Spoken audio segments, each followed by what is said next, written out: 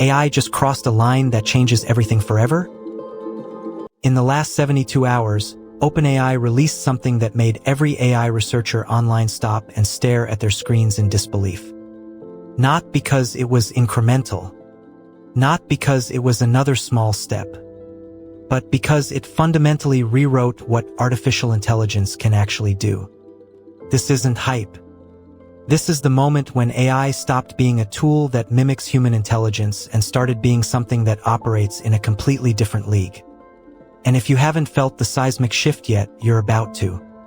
Because what's coming next doesn't just change how you work or what you create. It changes the rules of the game itself.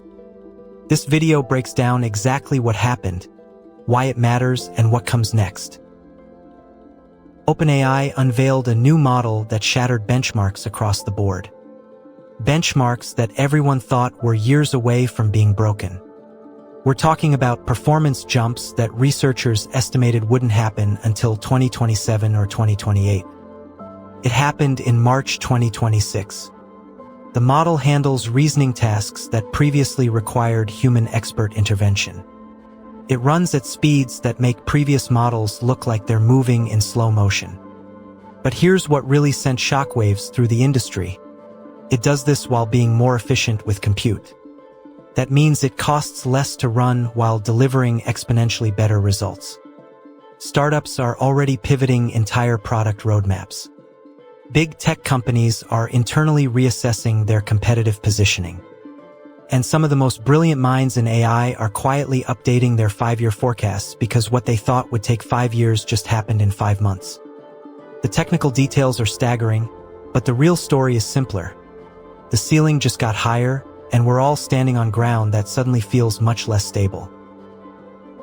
ChatGPT was revolutionary because it made AI conversational. You could chat with it like a person and get genuinely useful answers. But it had limits. Ask it to solve a complex multi-step problem, and it would get lost or make logical errors. Ask it to reason through something for 30 minutes and coherence would degrade. Ask it to write code for an intricate system and manage edge cases perfectly, and you'd need to supervise heavily. This new model erases those gaps. It doesn't just understand language better. It understands causality, logical chains, and consequence. It can work through a problem space the way a PhD-level researcher would, holding 10 complex constraints in mind simultaneously.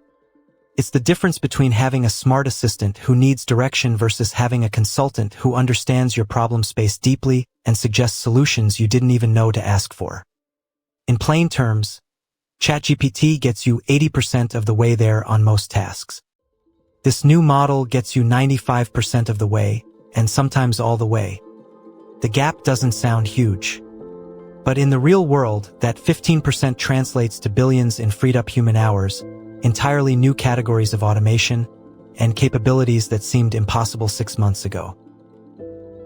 Let's talk concrete examples because the abstract stuff doesn't hit home until you see what this means in actual practice. A venture capitalist ran a test. She gave the new model her entire investment thesis, 5 years of market analysis, and asked it to evaluate 200 startup pitches. It didn't just rank them.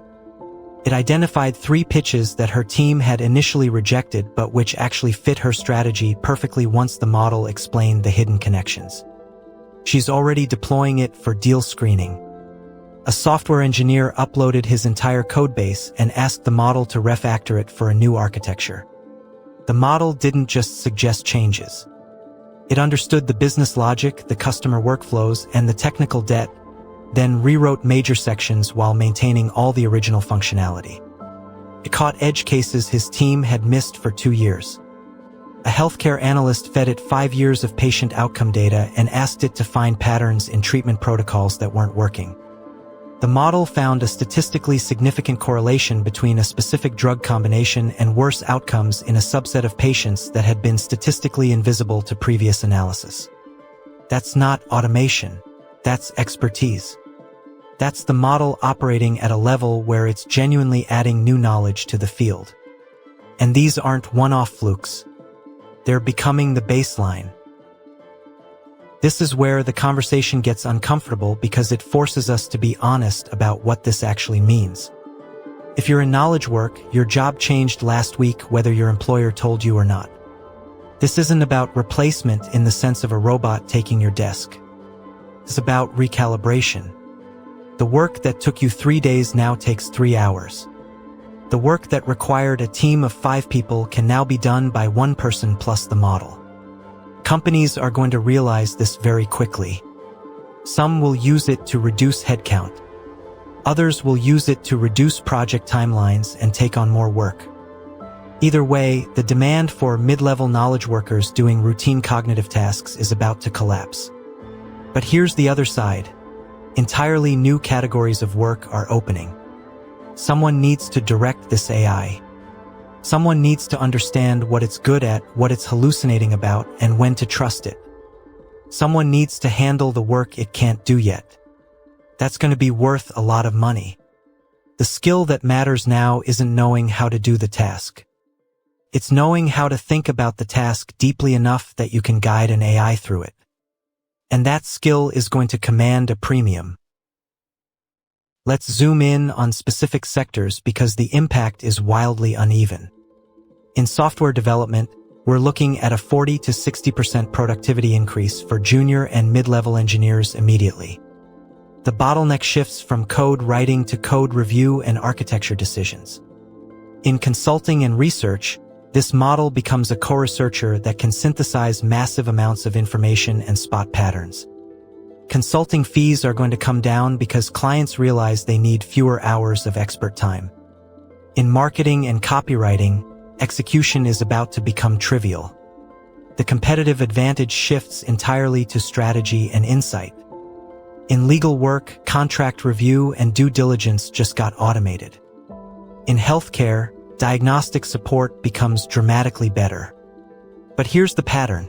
In every industry, the low complexity, high-volume work disappears, and the premium shifts to judgment, strategy, and client relationships. If your job is primarily execution, you're in trouble. If your job is primarily thinking and deciding, you're about to become much more valuable. The transition is going to be chaotic. Companies that adapt quickly gain enormous competitive advantages. Those that don't adapt fast enough face serious margin compression. Here's what's truly terrifying to researchers: the trajectory. 18 months ago, people thought we'd plateau. They said scaling was hitting diminishing returns. They said we needed new architectures and breakthrough insights. Then in December 2025, another leap. Then in January, another. Now this. The progress isn't decelerating. It's accelerating. And the scary part isn't that the model is better. It's that the research community has no idea where the ceiling is anymore. Some researchers privately think we might be closer to artificial general intelligence than most public statements suggest. Others think we've already crossed into something functionally equivalent and we're just not using the right words. What's almost certain is that the AI you'll be using in 2027 will make this model look like a smartphone from 2005. The compounding effect is real. Better models train faster. Better training data gets generated. Better hardware optimizations emerge. Each improvement accelerates the next. We're in a regime where progress doubles every few months. That's not sustainable forever, but we might be in this regime for years. And if you're planning your career, your business, or your investments around the AI landscape of 2026, you're planning for a world that won't exist by 2027. So what's the actual move? First, accept that the landscape is shifting beneath your feet. This isn't a threat to process later. It's happening now. Second, if you're in knowledge work, start learning to work alongside AI. Not competing with it, working with it. That means understanding what it's good at, what it's dangerous at, and how to architect your thinking around it. Third, if you run a business, audit your operation and identify which tasks this model could immediately improve. Then run a pilot. Measure the real impact. Don't assume it solves everything. It doesn't. But it probably solves more than you think. Fourth, think carefully about your career trajectory.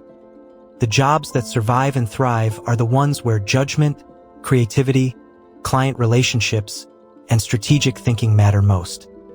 Those are the premium positions now. Fifth, and this matters, don't panic. History shows that technological disruption creates more value than it destroys, even if the distribution is unequal. But only for people who adapt. The future is already here. It's just not evenly distributed yet. And right now, you have a window to position yourself ahead of the curve. This is the moment. Not the moment when AI becomes powerful. It already is. This is the moment when you decide what role you'll play in the next chapter. Whether you adapt, resist, or ignore what's happening is going to determine whether you're positioned ahead of this wave or crushed by it. The model is released. The capabilities are real. The competition is already moving. What you do in the next 30 days matters more than what you did in the last 30 months. The future isn't coming. It's here now. If you want more videos like this, subscribe and follow Oops, It's AI. See you in the next one.